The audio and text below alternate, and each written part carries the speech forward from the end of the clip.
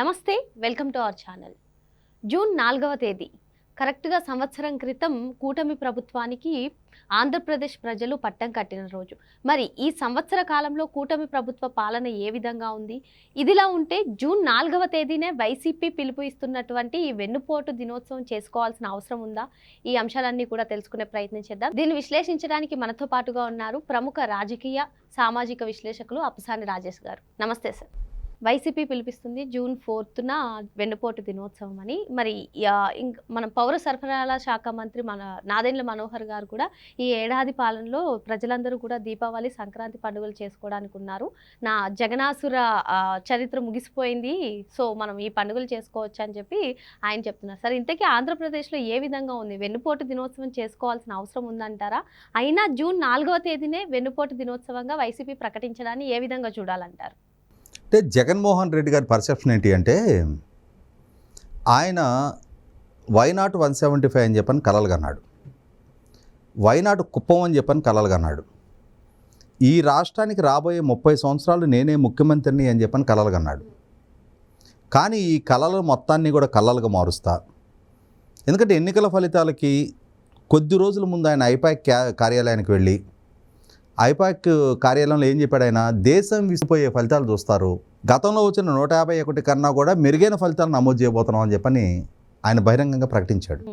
సహజంగానే అంతటి over confidence తోటి ఉన్న నాయకుడికి ఆల్ ఆఫ్ సడను బాబు నీకు 151 కాదు, 151 నుంచి మెరుగవటం కాదు, నేను 151ని 11కి పరిమితం చేస్తున్నామని చెప్పిన ప్రజల నుంచి ఒక తీర్పు వచ్చేటప్పటికి ఒక రకమైన షాకు గురయ్యాడు ఆయన. అయితే ఏంటంటే, మనం వెనకటి సినిమాల్లో చూస్తుంటాం,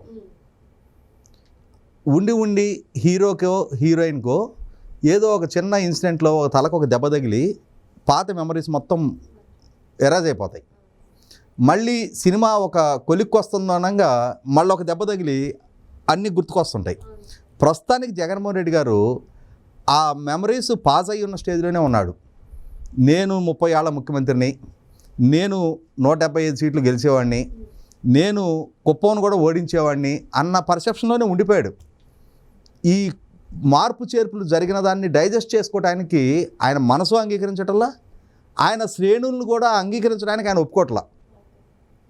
దాంతో జూన్ 4 ప్రజలు ఇచ్చిన తీర్పు, ప్రజలు 2019లో ఈయనకి ముఖ్యమంత్రిగా పదవి కట్టబెట్టారు.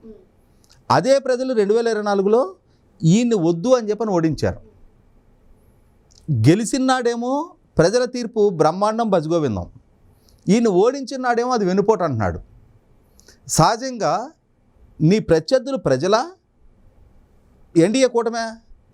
ఎన్డీఏ కూటమి నీ ప్రత్యర్థులు అనుకుంటే వాళ్ళు ప్రభుత్వంలో పదవి బాధ్యతలు చేపట్టిన జూన్ 12ని నువ్వు వెన్నుపోటు దినోత్సవంగా ఒకవేళ పరిగణిస్తే, మీరు ఎన్నికలకు ముందు ఈ వాగ్దానాలు చేశారు, ఇవన్నీ నెరవేర్చలేదు, మీరు ప్రజలను వంచారు, ప్రజలకు వెన్నుపోటు పొడిచారు అని చెప్పని ఏదైనా రాజకీయ విమర్శలు చేసావంటే అర్థం ఉంది. ప్రజలు తీర్పిచ్చిన రోజు నువ్వు వెన్నుపోటు దినం అంటున్నావు అంటే ఎవరిని అవమానిస్తున్నావు?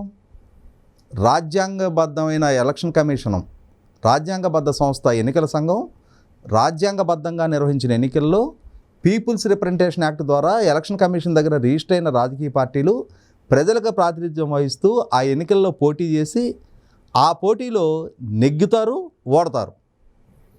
ఇది అంతిమ న్యాయ నిర్ణేత అయిన ప్రజలిచ్చే తీర్పు.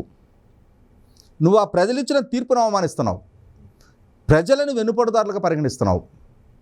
ప్రజలను అవమానించే హక్కు, నైతికత ఏ రాజకీయ నాయకుడికి లేదు. ఒకనాడు నీకు అవకాశం ఇవ్వమని అడిగితే ప్రజలు నీకు అవకాశం ఇచ్చారు, దాన్ని నిలుపుకోకపోవటం అనేది నీ చేతుల్లో ఉంది. ఆ దక్కిన అవకాశాన్ని దుర్వినియోగం చేసుకొని ప్రజాగ్రహానికి గురయ్యి ప్రజల చేత ఓటనే ఆయుధంతో శిక్షకు గురయ్యావు. నీకు దక్కింది ఓటమి కూడా కాదు.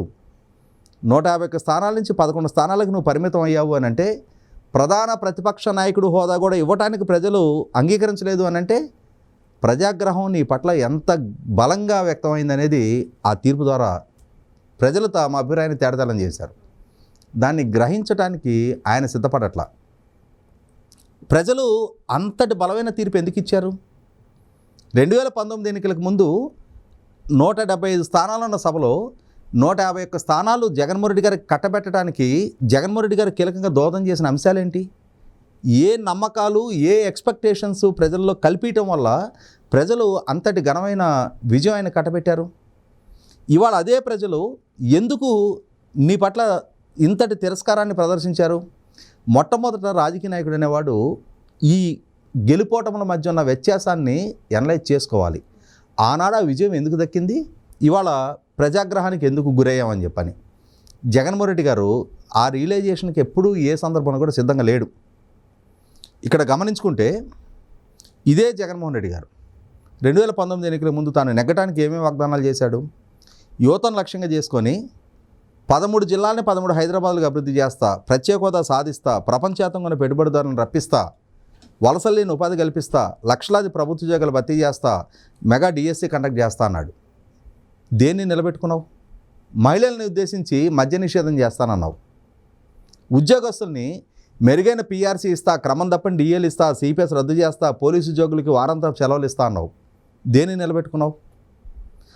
ఇవాళ సొసైటీలో అతి చిన్న జీతానికి పనిచేసే ఉద్యోగులు, అంగన్వాడీ ఆయాలు, విఆర్ఏలు, ఆశా వర్కర్లు, సర్వశిక్ష అభియాన్ సిబ్బంది, పారిశుద్ధ్య కార్మికులు, వాళ్ళ మీద కూడా ఎస్మా ప్రయోగించావు, జుట్లు పట్టుకు ఇడిపించావు. వాళ్ళకి చేసిన చిన్న చిన్న వాగ్దానాలు నెరవేర్చమని చెప్పని నీ ప్రభుత్వానికి వ్యతిరేకంగా నిరసన తెలిపిన పాపానికి భౌతిక దాడులకు పాల్పడ్డావు. వాళ్ళ ఉద్యోగ భద్రత లేని పరిస్థితులు సృష్టించావు. ఇవన్నీ ప్రజలు దృష్టిలో పెట్టుకోలేదా?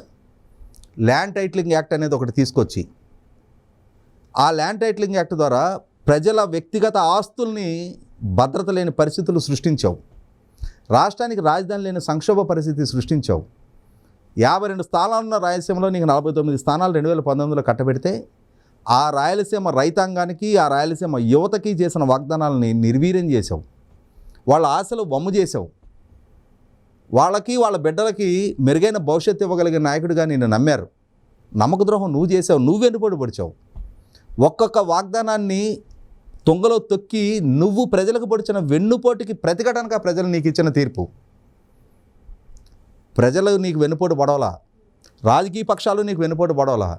నువ్వు నీ వాగ్దానాల నుంచి దూరం జరిగి నువ్వు ప్రజలకు వెన్నుపోటు పొడిచావు. ఎన్ని వాగ్దానాలు? అమరావతిలోనే రాజధాని ఉంటుంది అన్నావు. రాజధాని నిర్మాణం చేసావా? కరెంటు ఛార్జీలు పెంచను అన్నావు. 9 సార్లు కరెంటు ఛార్జీలు పెంచావు. పారిశ్రామికీకరణ చేస్తా అన్నావు. ఉన్న పరిశ్రమను పారదోలేవు. పోలవరం సకాలంగా 2020 డిసెంబర్కి పూర్తి చేస్తా అన్నావు. నువ్వు దిగిపోయే నాటికి పోలవరం భవిష్యత్తు అగమగోచరంగా మారింది. ఆఖరికి నీ పాలనా హయాంలో ప్రకృతి వైపరీత్యాలు సంభవిస్తే కనీసం ఆ బాధితుల పరామర్శకి కూడా టైం బౌండెడ్గా వాళ్ళకి సహాయ సహకారాలు కూడా అందించని నేపథ్యం ఇది. వీటినన్నింటినీ పరిగణలోకి తీసుకున్నారు కాబట్టి ప్రజలు నీ పాలన ఒక విఫల ప్రయోగంగా, ఈ రాష్ట్రానికి పట్టిన గ్రహణంగా, తమ భవిష్యత్తుకి పట్టిన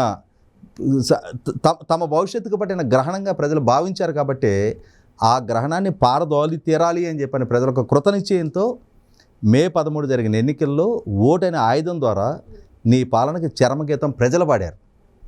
నువ్వు ఇవాళ నీ పాలనా వైఫల్యాలకి, నీ అసమర్థతకి, నీ వైఫల్యాలకి ప్రజల బాధ్యతలుగా చిత్రీకరిస్తూ ప్రజలని వెన్నుపోటు పొడిచిన వాళ్ళగా నువ్వు ఇవాళ ప్రజలిచ్చిన తీర్పు దినాన్ని వెన్నుపోటు దినంగా పరిగణిస్తూ అంటున్నావు.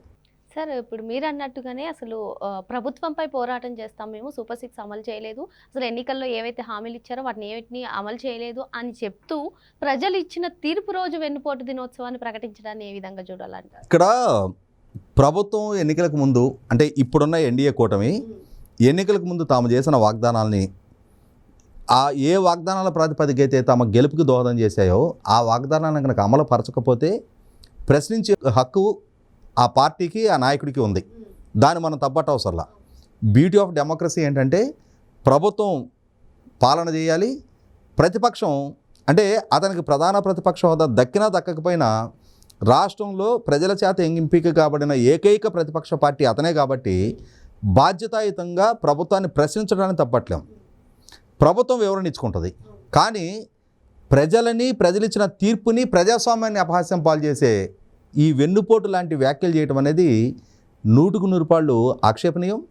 ఇటువంటి వ్యాఖ్యలకి పాల్పడుతూ ఉన్న జగన్మోహన్ రెడ్డిని ప్రజాస్వామ్య భారతంలో రాజ్యాంగబద్ధంగా పీపుల్స్ రిప్రజెంటేషన్ యాక్ట్ ద్వారా ఒక రాజకీయ పక్షానికి అధినేతగా కొనసాగనివ్వటమే ఆక్షేపణీయం. మరో అంశంతో మళ్ళీ కలుద్దాం. Thank you sir.